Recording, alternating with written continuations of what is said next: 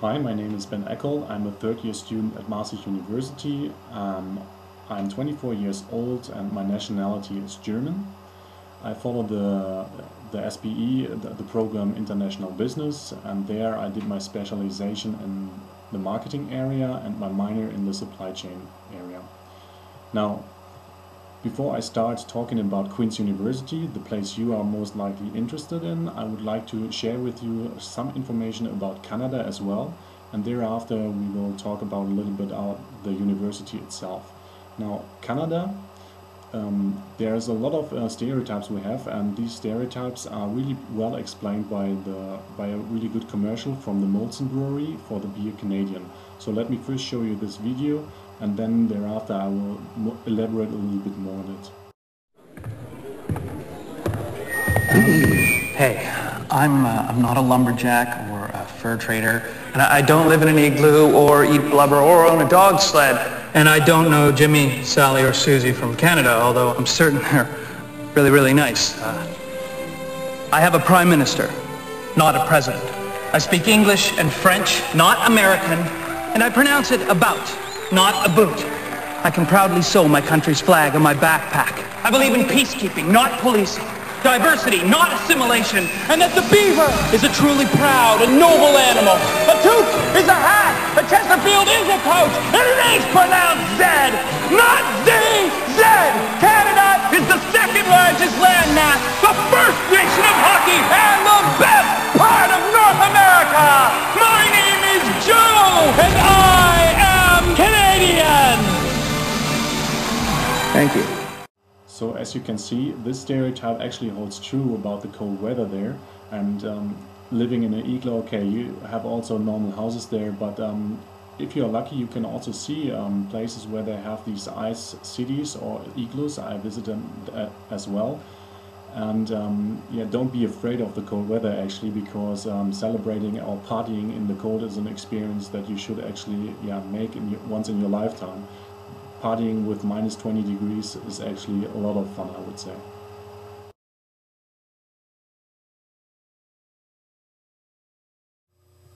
Prior to your stay in Canada, you actually have to arrange some stuff.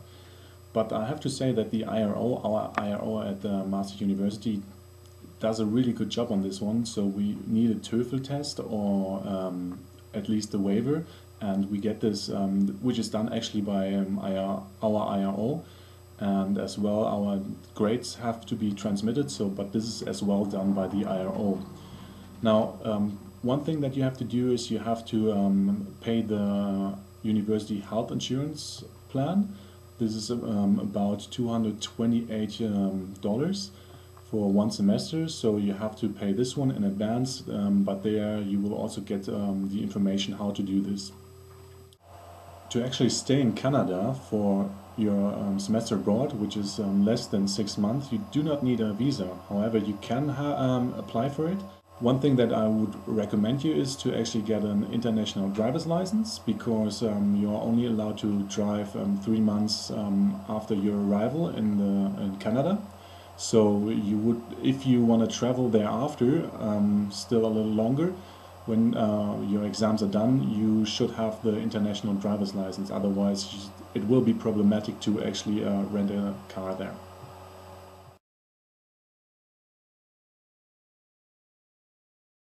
I think actually that you will arrive in Toronto or Montreal. Most of us, or actually all of us, arrived in Toronto, and from there you can actually go with Coach Canada directly from the airport to the campus.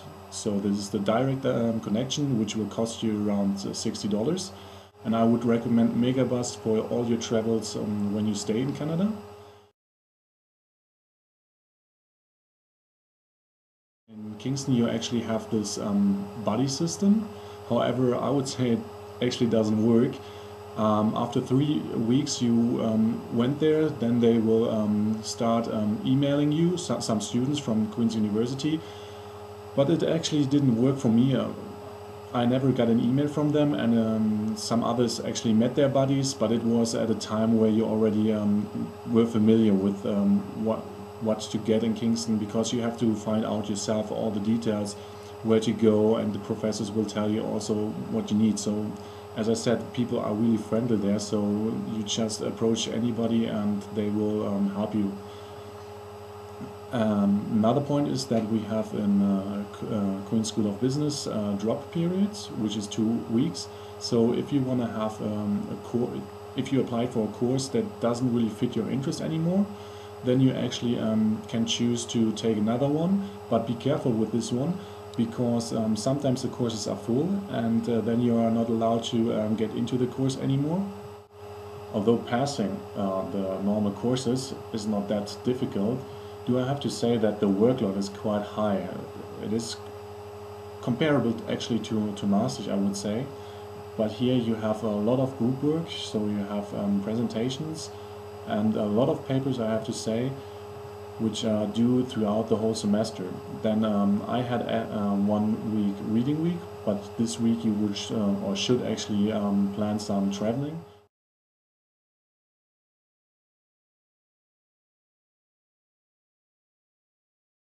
We had to write 3 papers there. One big group project, but it was a lot of fun, I would say. The prof is also not a business guy, so it's not that academic for him. It was really practical, because the emphasis here on learning by doing, and so we had every time small negotiations set up. However, I would say it is on theoretical basis. This course has a midterm exam and a final exam. The first, the midterm counts for 30% and the final one for actually 40%. Then there is another discussion online, so an online discussion which counts also for 10%, and a final report which counts for 20%. So we got to learn about all the bad stuff some corporations did. So we encountered there a book, so we had to do a book review about the cooperation. This was split up in a research part and an interview skills part, so it was then quantitative and qualitative. This was also graded then with the presentation and the final report. As well that we had in this course 2 exams, which was a midterm exam counting for 30%, based on the statistical analysis, so the research, and then a final exam which was also 30% based on the interview.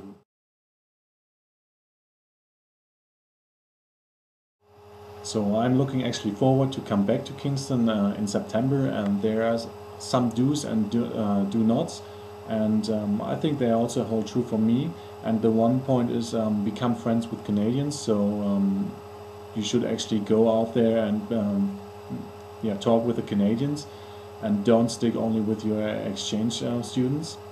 Then during reading week you should travel, and also if it's possible during the weekends travel and see the country, see different cities. One special thing is that Canadians are allowed to drink at the age of 19 in Ontario, so once you are there you want to go to also one of the keggers, which are house parties, and it's a beer drinking event where you will pay in advance $10 until the beer is off. So you should definitely go there at one of these events and experience it, as it is like you have seen it in movies. It's really this special house partying. And St. Patrick's Day is also a day you will have when you are going for the winter term.